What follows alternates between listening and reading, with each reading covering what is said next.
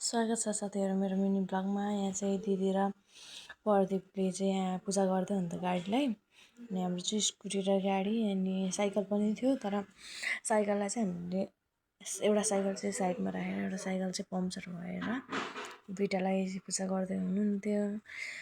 अनि यहाँ रहेको छु बुनिया, देख्न सक्नुहुन्छ साथीहरू। अनि यहाँ चाहिँ टिका रहेको छ।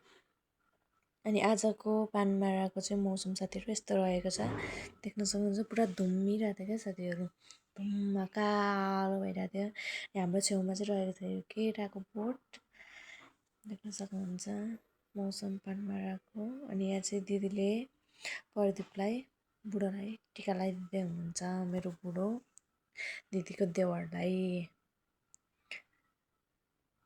अनि उसले चाहिँ नि गाडीलाई चढाउनु भयो कि भएन भन्दै चढाएर हेर्नु, आफैले चढाएर खाँदैछ। साइकल पनि उसको बिचमा राखी गयो लगेर, बुढोले चाहिँ लगेर राख्नुभयो। त्यस पछाडि मैले काट्न थालेँ चारो। पूजासुजा सकेर पूजाहरू सकिएर मैले चाहिँ चारो काट्न थालेँ।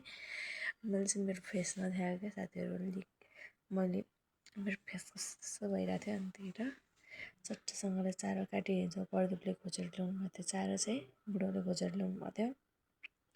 अनि मैले काटेँ, हेर्नुहोस् साथीहरू,